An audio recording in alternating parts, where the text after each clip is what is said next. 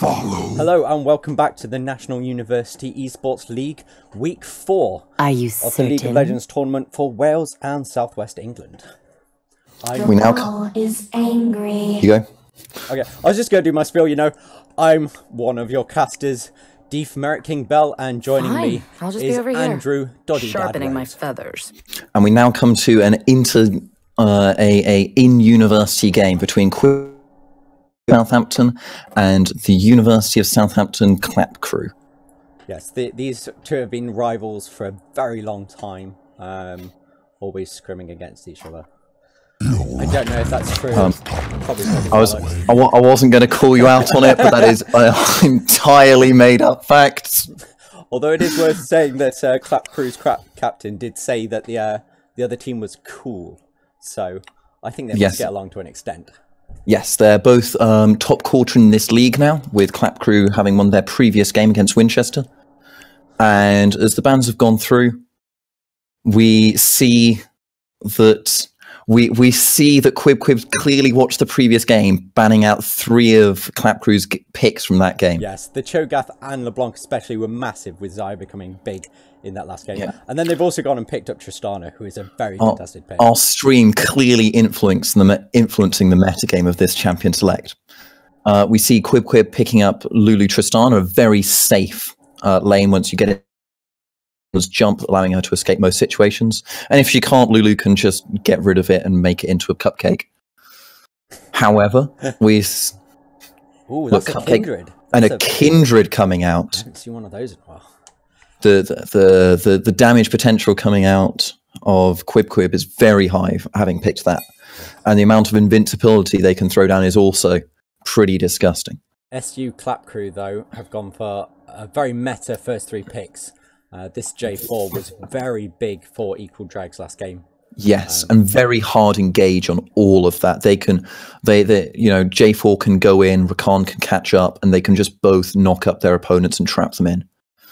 And Varus can, throw down what can turn into in a low maneuverability comp. It can turn into a 5-man snare eventually. Rakan, of course, always very good with his high mobility and that charm. Yes, yeah, he kind of does a bit of everything, except maybe being that tanky. He's not got that much innate ability to do that. Yes, or poke. I would like to see Clap Crew draft a bit more tank. You see their first ban coming through, though, in the second ban phase as Katarina, which I suspect is a very targeted pick. Yes, we're seeing the mid lane get pinched now with Orianna, Katarina, and Azir and LeBlanc all taken out of the potential mid laners for both teams. That's Darius coming through. They banned that last game. I feel they've just had a very bad experience of a Darius recently, which, to be fair... We've all been there. If Darius gets ahead and you can't kite him, you are very dead. So I go. Yes, I think the Clap Crew does have a bit of potential tank in the Jarvan. I mean, who could even end up going top lane. That's a Trundle coming through, though. That's sorted for them. Yes. Yes, all they need now is any AP threat whatsoever. Clap Crew does have a very high mobility, high engage comp, I think. Yes, they can engage, they can do a front to back fight quite nicely, or they can just dive on in. While at the moment, I find the Trundle pick quite odd, considering that Qwib hasn't actually drafted a full tank yet. On. You know what we were saying earlier? Yes, the champion that we both said he won't be picked, so therefore we don't need to learn what he does, has now been picked. He can permanently stay top lane, just, building his items up there, and his ultimate is a lovely little quick time event, which I would miss, but allows him to knock up his opponents on a small delay. And we see finally a Galio coming in to round out the comp, and we see very strong frontline dive comp coming out of Clap Crew, while Qwib has significantly more damage, although really does seem to be lacking in peel. Might be a case of standing Kindred's ult and get everyone down to 1 HP and see who's got faster attack speed. And I do not know how well Ornn is going to compete against the Trungle Galio frontline of Clap Crew, especially since Trundle can very easily eat through this Ornn. I do not know Ornn's matchups whatsoever. As far as I know, he's somewhat weak, but also no one knows Ornn's matchups, which means that if you play him a lot, you'll just have an innate advantage. Yes, Trundle is brilliant against tanks, however. He does, of course, just ultimate them and they become squishies. So I suspect Trundle will have the advantage in this matchup, because he himself does have quite good sustain. I suspect that's going to happen maybe to Vladimir, would be the most obvious target, but I mean, it's almost an advantage not picking any pure tank on the side of Qwib. Gives Trundle nothing to efficiently target. Yes, unfortunately, though, they do have 3 very squishy champions. Although, of course, we do have the Vladimir pool to get out of things and the Kindred ulti to keep them all alive. Yes, they do have plenty of shields and heals and knockups to try and keep themselves alive, but what they do not have on Kindred, Lulu and Tristana is a health pool. Yes. The secret technique for staying alive. Although I suspect one of the things that will be very good for Qwib is a Kindred ulti, and then Vladimir sustaining himself back up during that, because classically you use it when you're about to die, and what you end up with is your enemy's almost all dead, and your team almost all dead. And then just waiting to see who gets the hits in first after it runs out. Or attempting to knock them out. Although at the moment we do not see any ignites from Clap Crew, which is one of the most important things to bring against a Vladimir and his huge innate sustain. So hopefully we'll see coming out from the Varus an Executioner's Calling or a Morellonomicon from the Galio. Yes, because you really can't let a Vladimir just sit there and heal up in a fight. If I was equal drags in this scenario, I would personally have taken the Ignite, A, against the Vladimir, and B, his ultimate is this massive semi-global, so I'm not sure to what extent he really needs that teleport. Does allow you to get back to lane having used your ultimate, but yes, I always feel it's somewhat inefficient, but also I'm gold for a reason. Both these teams are quite evenly matched. They're both in the top quarter in the league, so this should be a good close game, and either team very much could win this. Yes, although I think Clap Crew has got a very meta team, which is meta for a reason. So it'll be interesting to see how Qwib does with these comfort picks, I'm assuming, on the Kindred, the Vladimir, and the Ornn. Yes, the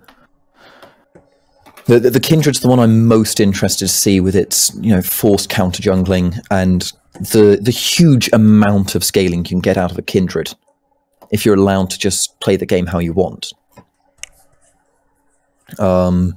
We saw last game that Clap Crew was not warding hugely to defend their own jungle, which is one of the more important things to do against a Kindred. Yes, as if he is allowed to get all his stacks, the range becomes obscene.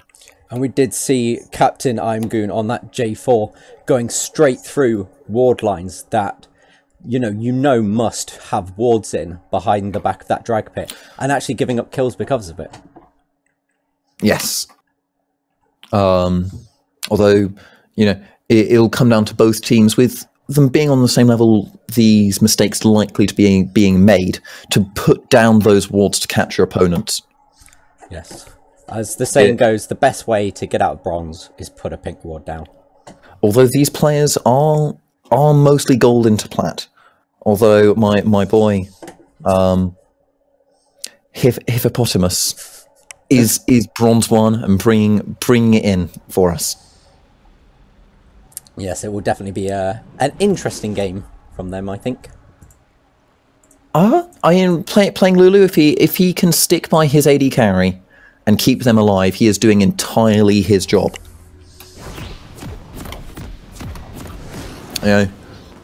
He's not got many games played in solo queue. It very much could be that he had just a bad couple of games in placement and not really played since. And we're now on to the Rift. It'll be interesting to see what starts they've gone. One of the starts they've gone for is all not starting the game. Yes, I expect a pause has been called. Yes, you could see Clap Crew there, though, pinging straight onto the side of their river. So clearly they want to just make sure that Qwib isn't trying to go into their jungle. Yes. Have you checked that the stream isn't black this time? I have. Wonderful. Because I actually changed the scene this time.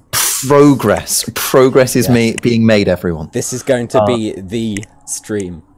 Yes. We see from both sides they're splitting up people as they all leave.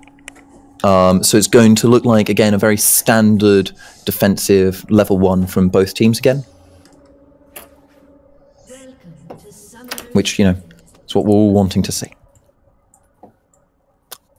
It can always be a bit frustrating if the game can almost end up being decided by a random fight when everyone's got auto attacks and maybe a hope and a prayer. Now, I don't know about you, but I'm really looking forward to this Ornn and watching him play. He's a very interesting champion, has some nice little bits of wave clear. If he can, and obviously his ability to make items means he could potentially stay top lane forever and keep pressure around until the end of time. Yeah, as soon as he escapes this early game where he has to back for health and mana and to get pots, and he has built up some sustain items, I fully expect him just to be in that lane all the time, pushing it out, not really needing to back.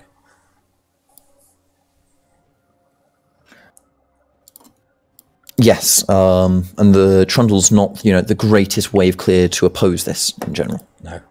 And it is looking like we're going to get fairly standard starts from the junglers. Both starting in their bot sides to get help from their bot lanes, whilst Trundle does his little dance. Which gives the greatest chance of the first gank being top lane for both sides at around the same time. And with both laners there being melee, and both actually having some ability to follow up on a gank, this could be very deadly for either one of them. Although AJ Waters has elected to go for the Krugs, which is rather unusual start because they take so long, especially at level 2. Yes, although they do kill you a lot less than raptors. The #1 cause of deaths of monsters. By monsters. Do you remember the days of playing Scion and you just let the raptors kill you? And then use your pastors, pick them off and teleport top? Pretty sure there was a wonderful Reddit video earlier today showing someone committing to his level 1 blue buff steal. To the extent where he died 3 times attempting it, but his opponents died 5. So really he won this.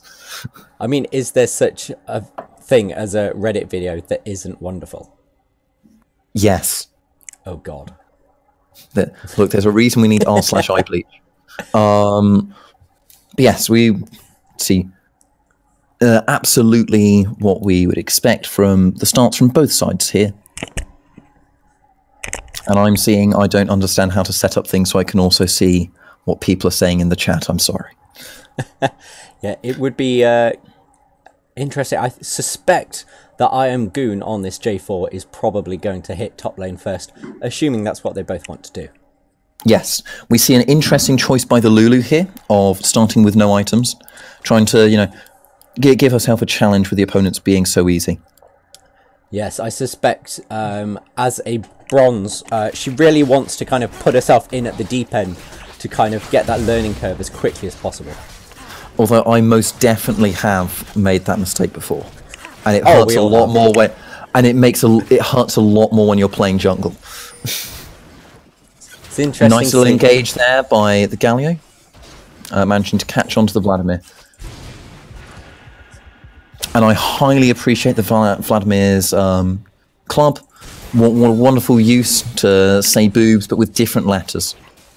An important distinction. Is there anything better than boobs? It's a real question here. I mean depends on an important point of view. The Kindred going to potentially have first mark, or is she looking to pick up blue? Nope, looking to pick up the Rift Scuttler in the top and start stacking those up, trying to get those. Although this is I'm Goon coming in, but he's perhaps at too low health.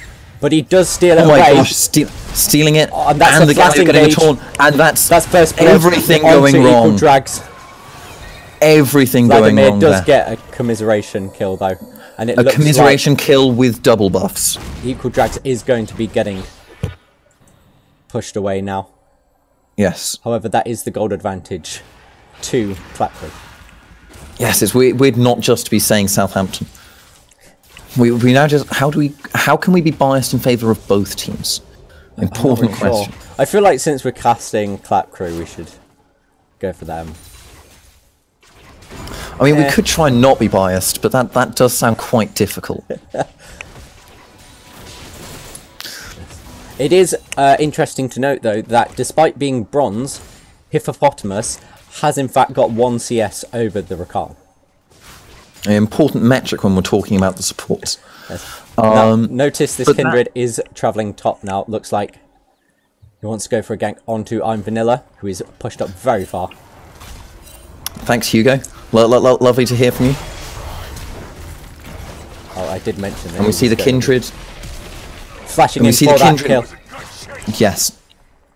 That was a beautiful gank. And Qwib making up for having lost a little bit of tempo. I think that loss was on the part of I'm Vanilla for pushing up so far with absolutely no vision around him. Completely catches that Clap Crew had made in denying Kindred in the previous exchange. And now they've just ended up giving over double buffs to Vladimir, and then Qwib catching up for Kindred elsewhere. See, Equal Drags is pushing in slightly, however they are both on 1 kill. They're both on 1 kill. Match to this point. The cooldown reduction for Vladimir is very nice to be having, as well as just anything to help Vladimir survive what is generally a very weak early game until level 9. Though it is worth noting, the Jarvan coming in. The Rakan not quite getting his engage here, although they are going fully onto the Lulu. Yes, at this early game that was a rather painful, I think 3-stack mine onto Iron Goon. Took down Dragon King quite a bit. But we do now see AJ Waters hovering in the bush hoping to get a kill. He's now I'm seeing Facebook notifications, so I can't see my mini.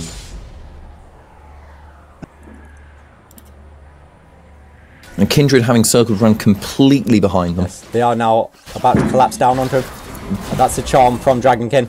Yes, and doesn't have flash, having used in that gank top lane. Wonderful warding there by Clap Crew. That would have not have been possible without it. Yes, and I think Dragonkin definitely earned that kill with that beautiful charm. It looked like AJ Waters 7 was about to jump the wall.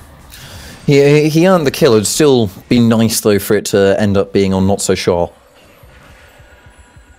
As we no longer have Ardent Sensor. It's no longer the days of the support's money is the most important money of all in the early game. Yes, that is unfortunate. I'm quite happy it's no longer the Ardent Sensor days. Yeah, it was quite a dull meta, wasn't it? I never got the chance to pioneer my Cho'Gath Bond of Stone Ardent Sensor. See if that would work.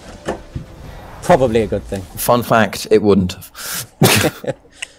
Although Nunu with Bond of Stone has worked surprisingly well at points. Bjorn holding up very well so far against the Trundle, forcing him to back first. Yes, we haven't seen a lot of this besides, of course, that kill onto Trundle. He's certainly pushing him very quickly, though, and currently has a 7 CS lead on the Trundle. And more importantly, this early in the game, 300 gold. That's like a pair of boots, which we now see him pick up. Yes, so he's going to have that tiny bit of movement speed advantage. Although Trundle, of course, does have his circle, give him that little bit of move speed. As well as the Phage, allowing him to stick to people if needed. Yes. Both junglers going for the Skirmisher's Saber, deciding that Vision is for scrubs, and that dueling is what real men do. Although it has been becoming quite dull in especially their higher elos, where everyone seems to be going for Tracker's Knife for that vision. I mean, it's not that Skirmisher Sabers makes it that much more interactive. It just means that you can't so easily take a scanning trinket. But as I mostly forget to use either as a 3v3 player, yes. Makes little difference. We did, however, last game C, I'm going to get caught out by that, by not having that sweeper and walking through a lot of vision. So I would hope that he would get one this game. or at least check Pixel Brush for the pink wards, which one day may come out. In fact, we see a lovely ward from probably the Kindred placed in the opponent's jungle, giving some potential vision of where the Java may go. We did see AJ Waters 7 trying to go top lane for another gank. And we see the Kindred trying to pick up his mark, and maybe that's another flash engage from the Galio.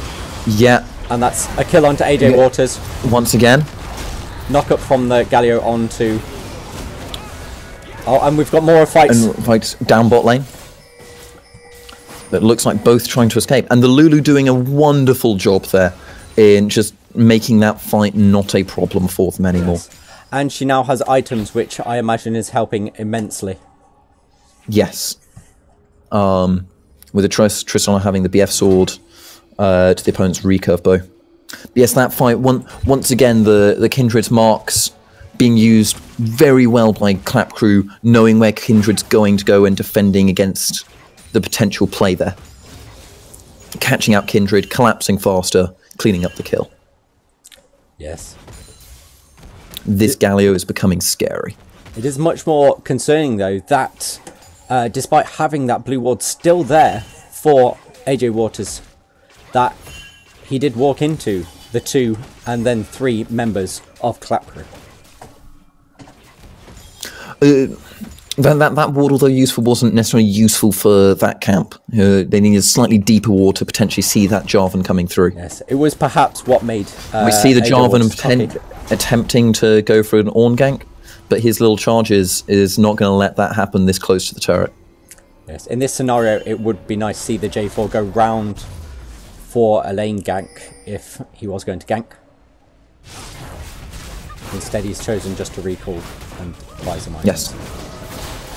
Dragonkin taking a lot of damage there, but does get the charm onto its Johnny. Yes. Its Johnny is now... Although the teleport coming in may well seal the fate of the bot lane of Qwib. That's a buster shot, though, knocking Dragonkin away, afraid of that charm coming in. The power of Tristana's safety. Yes. I think maybe apart from a good Kalista, the safest AD carry to be playing. Although you did see its Johnny have to flash out because Tristana rocket jumped in and knew that if that teleport came in, there was perhaps that chance of getting caught.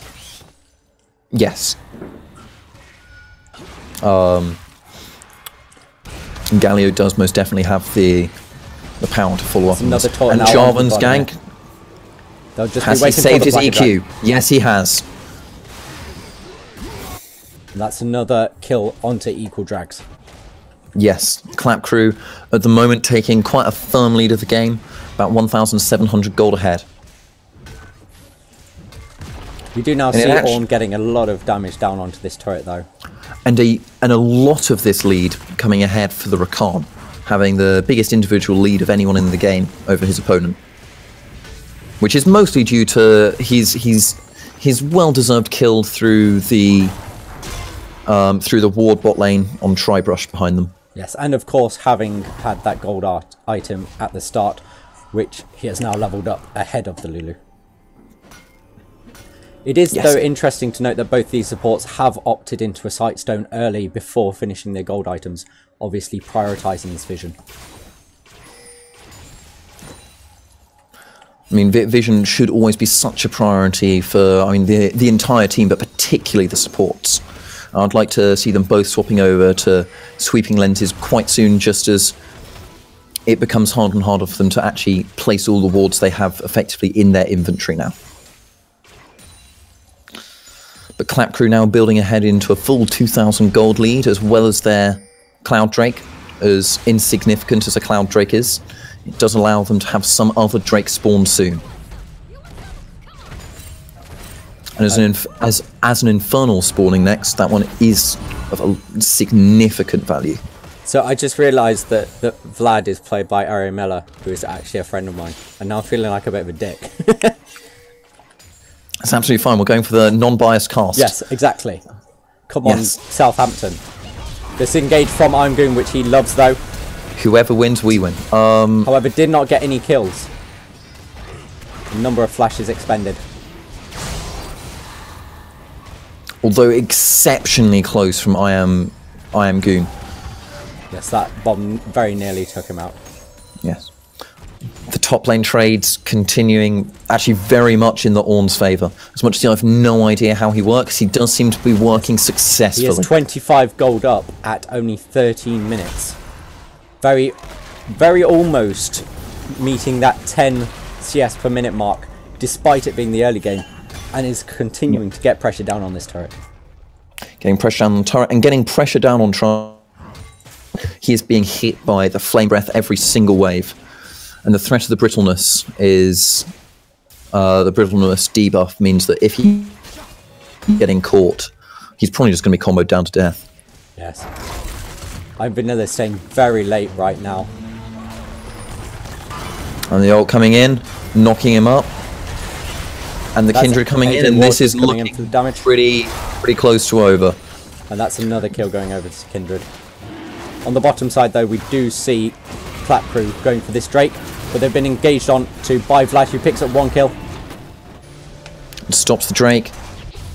And the Java not quite catching either of them top lane after actually a good defense of the turret by the Trundle, who almost picked either of them off, got them both down to about 200 health, where Jarvan could very much have comboed them to death. If that had been about 2 seconds earlier from I Am Goon, that could have very easily been 2 more kills into his pocket.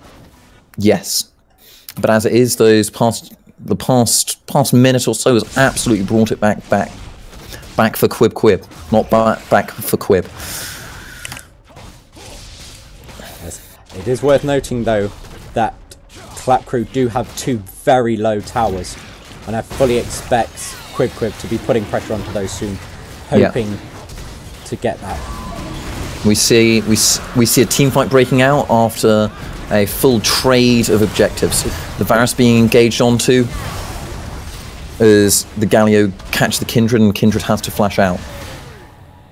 Galio has ulted out into safety, and it looks like comparative safety. Looks like they might sacrifice Rakan.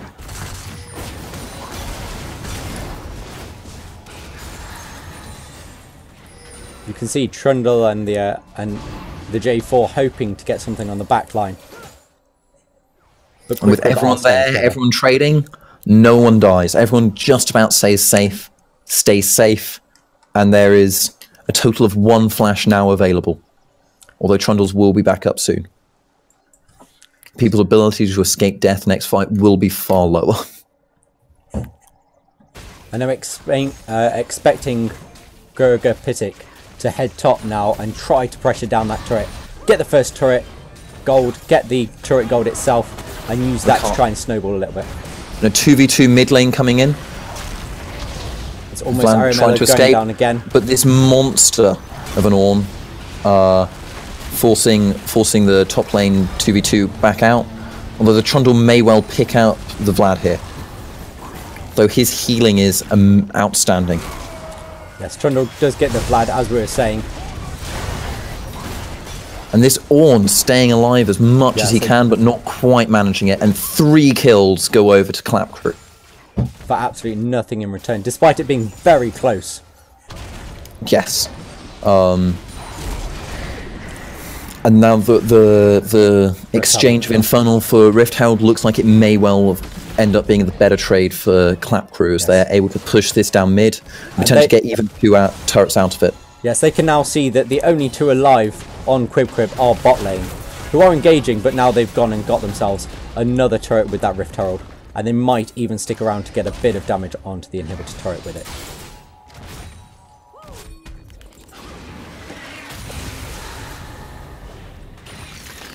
Denying Kindred another mark in top river. Yes. And most importantly, I think this now prevents Qwib from getting the first turret gold that they were looking for. Well, although they may pick up this one to help even up the gold a little. So that's an engage. Nice engage. The Lulu, wonderful Lulu ult there. Yeah. Prevents although this Trundle's going to pick up at least one of... Really good job by both of them there, keeping themselves safe. Working together to to disengage and keep themselves both alive. I know we've been criticising Hippopotamus quite a bit this game. However, that knock-up just then, preventing the charm from the Rakan, was absolutely beautiful and did just save them both, I think. Yes, absolutely. And overall they end up completely winning out of this, because the Trundle has now burned his teleport, which means the Ornn is just going to pick up top lane turret. You can see the Vlad top there as well, helping the Ornn. Be interesting now to see if Qwib takes this fight. They do. They need to, with bot lane having gone poorly for them. It would seem that we aren't the only ones who understand what absolutely onto this. Yeah, it seems like we're not the only ones who don't quite understand what Ornn are, because they were not expecting what Ornn just put out there. The lane-wide knock-up is quite the threat to be throwing out. Yes. And once again, a nice trade of objectives going on. We joked about this Ornn pick quite a lot, but it seems to be working out for them very well, with this huge amount of pressure in top lane. Yes, he has absolutely been winning his lane. Although the Trundle has not been slacking, he's just been picking up stuff everywhere else on the map. Yes, I suspect as we go into late game, we might see the Trundle start to overcome the Ornn. I have no idea, because I don't know what Ornn does. I know that he's sort of tanky, I think. He's got tank items. He provides like, I know that he provides an AoE knock-up, I just don't know how his damage scale. However, I do know that even as it is, Clap Crew have still got like definitely the most terrifying front line and an amazing ability to engage late game. Yes, although Qwib has to be so much more reactive. If late game Vlad does get into the backline onto this Varus, onto this Rakan, he can eat them away. But you look at Qwib and what do you see to engage other than just running straight at the opponent's face and hoping? Yes, agreed. Unless you want your Tristana to... And a wonderful little engage there. Flash over the wall from Galio, allowing a full setup onto them. Although the Tristana Varus does help quite a lot. And that was a wonderfully timed Kindred ult to keep them alive just a little longer. However, Ornn times that perfectly. The Ornn, although he was knocked up for and can't do his QTE, and that Vlad heal was disgusting. Yeah, that was 50% of his health off a Krug.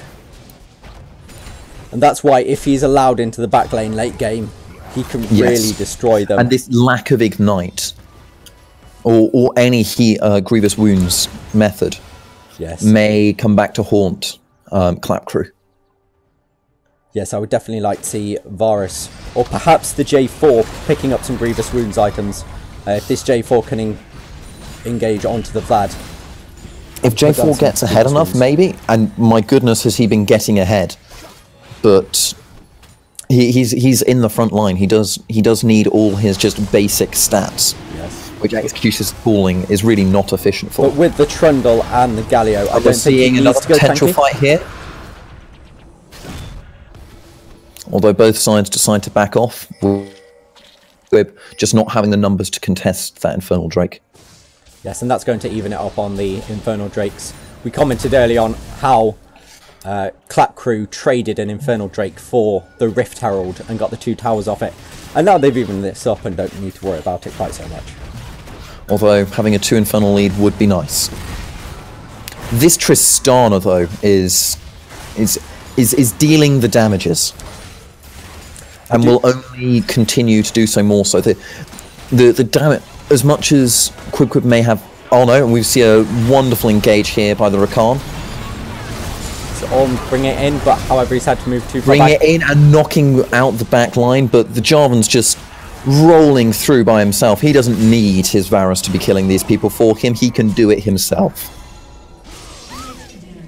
Yes, it seems that Clap Crew is certainly getting ahead, which is a shame because I'm looking at Qwib's team. I'm very much thinking that they might win late game. Oh, they're the far harder team fight to do late game, but they most definitely have the damage to just destroy Clap Crew if we end up there. Well, we have got to point out that Clap Crew does primarily just have AD damage, a little bit of AP coming in the Galio. Although his changes to make him more of an AP threat do help him significantly there. Yes, Qwib certainly have a damage-focused team with this double ADC Vladimir.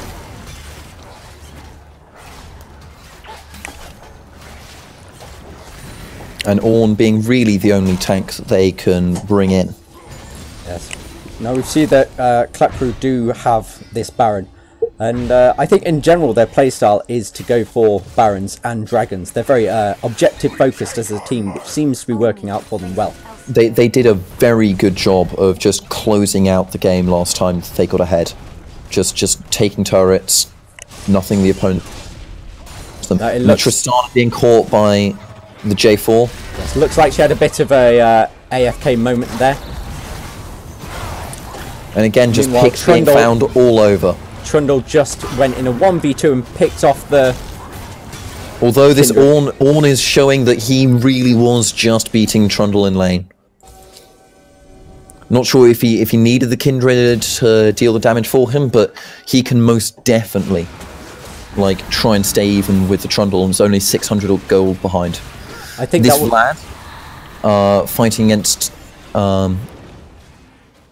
what's it? Not something Cruz. Clap Crew. Clap Crew's bot lane and having to run away in the end, but actually dealing a decent amount of damage back onto the Varus. Looks like now everything's going to reset slightly. We do see Clap Crew pinging onto Kindred's mark, so perhaps wanted to take that out before Kindred can get to it.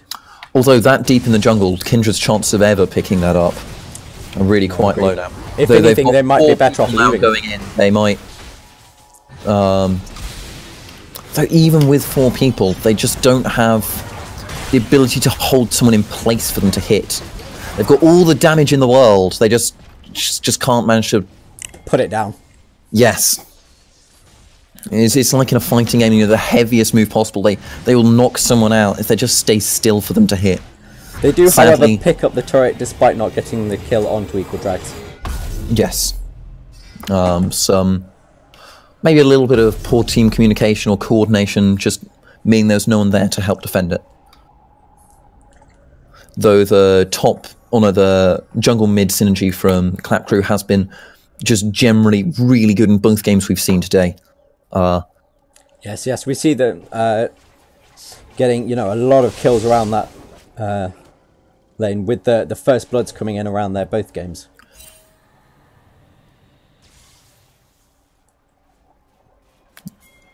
This Ornn's trying his best to keep himself in the money and keep himself in the game against the potential Trundle split push. Unfortunately, we don't see a 1-3-1 yet from Clap Crew with this Baron buff, which is what you'd expect with the Trundle and the Galio, both with their teleports. I mean, they both have teleports, but they can also most definitely threaten to dive with this comp. You send in Jarvan. If someone doesn't have flash, you send in Jarvan, and then you throw Galio on top of it, and they are dead. Yes, but at 26 minutes, I should think, especially with that outer tower in top lane still up, they should really be splitting up trying to get these outer lane towers for that gold. And now we see the Trundle doing exactly that, beginning to push in that top wave. Though he did get absolutely destroyed in just general pressure top lane. And the only place in the game so far where it seemed that Qwib has been able to find success. Yes, this is currently 5,000 gold up for Clap Crew. The escape from some of Clap Crew while the rest of them gets trapped there may end up being an issue for them. That was a big ultimate in from the Galio. Also help. Did not catch too many people. And we see now, this is Aramella getting hit by the rest of the team. This Trundle 1v3 as best he can. However, he's now cut away from the rest of his team. Yes. But as we were saying, there's a lack of engage from Qwib, and they can't do anything to pin him down. And he's already life-stealing his way back up to pull that. In the end, welcome to team fighting, where the health bars don't matter and no one wins. Though, it looks like Clap Crew has managed to get priority and rotation down to bot lane turret, and will just be picking that one up for free, especially with the Trundle threatening in mid lane and just dragging Qwib halfway between the two of them. You can already see him heading top lane, hoping to get more turrets, as we were discussing a minute ago, trying to get these outers. Yes, although absolutely worth pointing out, Qwib has managed to sit out that Baron buff and lost a turret for it. And they did not have Baron buff for that turret. I'm not sure if that makes it better or worse. They sat it out. I am so sorry. And this is... Tristana's got absolutely caught out. Again, though, we see I Am Goon using his ultimate to get down that damage onto people. Yes. Perhaps somewhat overzealous for that. However, it's better to use it and not need to have than not use it.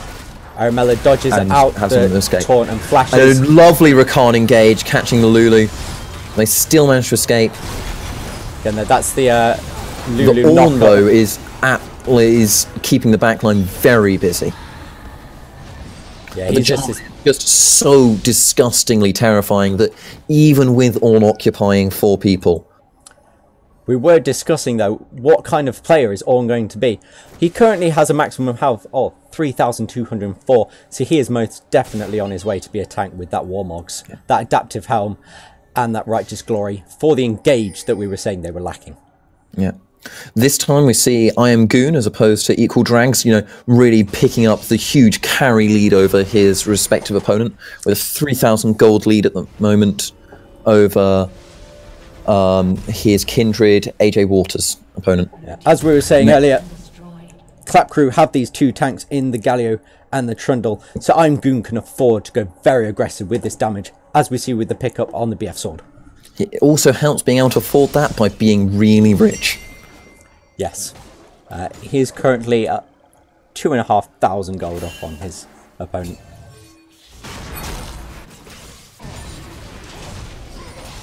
We see a number of vision pings coming through from Clap Crew. Looks like they're eyeing up the Baron as their next target. And he's committed to his I can stay in lane forever. Through perching his Warmogs, he can trade, just sit back for a little bit, build another item with his passive, and then just go straight back into the fight, and it's like he's been back to Fountain. Yes, because that's what we were discussing in the early game, is he would have to go back for health, even if he doesn't need to go back for items. Now, the only thing he might need to go back for is mana. You can see him trying to engage, and he lands his ultimate onto the Boris, who escapes with a flash, and is saved by Equal Drags' Galio ulti.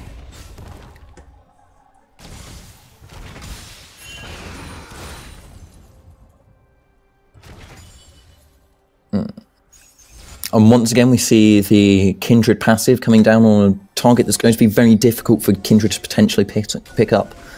I'd almost recommend, if I was Clap Crew, just leaving it on Krugs forever, because their chance of ever getting to Krugs in this state of the game are very low. It'll be interesting to see if Kindred can really make that ultimate work, because if they get into a choke point where Clap Crew is focused in one area and they're focused in another, poking at each other, having that down on them and not Clap Crew can really make the difference in a team fight. And we now see the teams going towards a Baron dance, and Qwib has set up very, very well for this. They've got 3 pink wards down, which is potentially more than Clap Crew's had this game. Oh no, they do. No, it is potentially more. Yes, we do see a lot. Although they're beginning to clear that out. Though there is always the help for Clap Crew. They're ahead. Yes.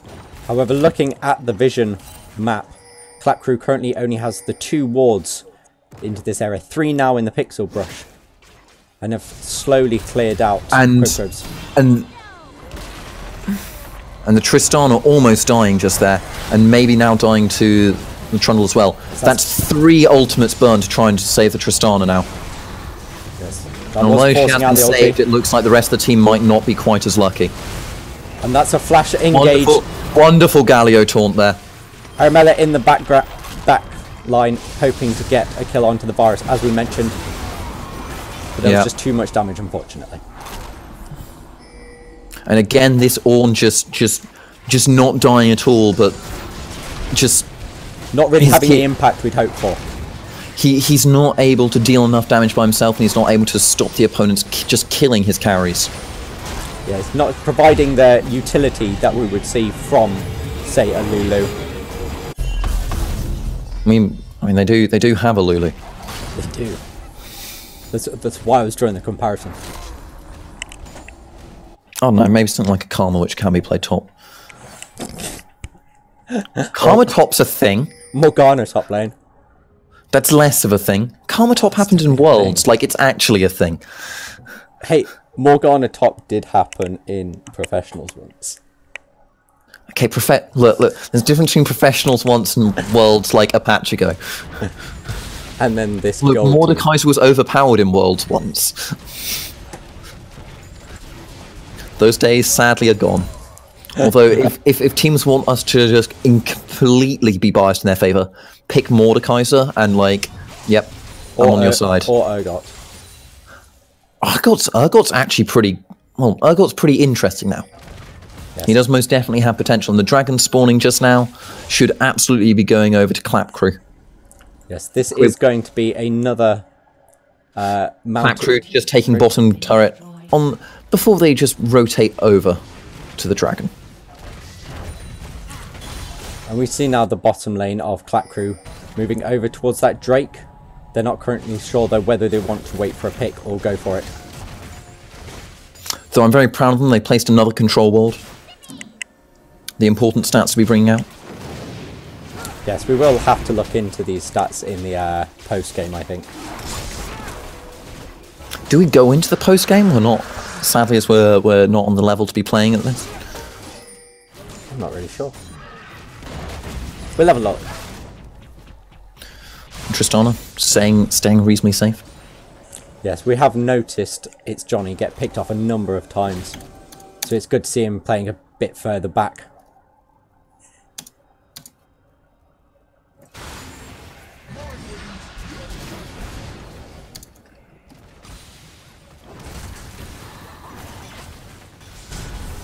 And we see actually some very nice poke out of Qwib, forcing a heal before the team fight. Yes, they've done a great job of defending that, especially with the Baron buff coming in. Again, this is Clap Crew not utilising this 1-3-1 that their comp is perfectly set up for. Again, whilst they've got this Baron buff. I don't necessarily mind them not playing at 1-3-1. Just if they're not going to play at 1-3-1, they need to dive, and they have the tools to dive. This Jarvan is absolutely terrifying. Yes, again, it comes down to not utilising the full kit of their team comp and their team comp synergy. Yeah.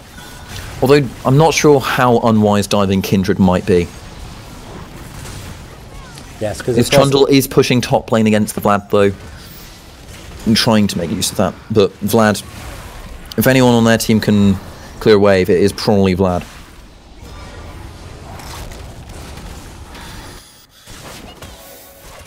The Rakan looking to threaten around, and they pick a crack to the base, the most important part to have had go. You now see that 3 members have drawn away 2 of Qwib, so that's now a 2v1 in this top lane, which has netted them another tower. Huge gold lead now for Clap Crew. Now what they're looking for is the advantage of map pressure and taking that inhibitor. Yes, mid inhibitor, of course, giving you so much power, having this permanently push lane, giving you all of this map pressure straight through the middle of the map. It just makes it harder to ever leave base, because if you leave base for a while, you just start losing your Nexus turrets. And yes, you really can't afford to lose those. Your game becomes almost impossible to do anything in. The risk of being backdoored is a terrifying risk. Especially with these just everyone on Clap Crew having so much potential to throw out a lot of damage onto a base, excepting maybe Galio and Rakan. And as we discussed, a lot of mobility, so if that base is left alone, they can run into there very quickly. Yeah, Jarvan can jump over a wall quite easily. And with a number of wards out, if they ran through top jungle, Qwib would have no idea.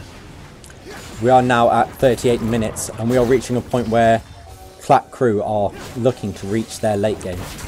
No, I mean, they've been ahead by a long way for a while. They are currently 13,000 gold ahead. They really should be rolling over people.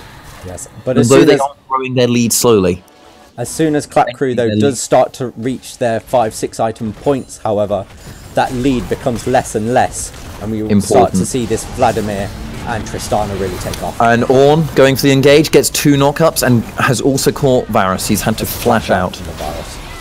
Great engage again from the Rakan. Huge engage. Follow. Just all the tools available for it. Yes. And all these taunts. And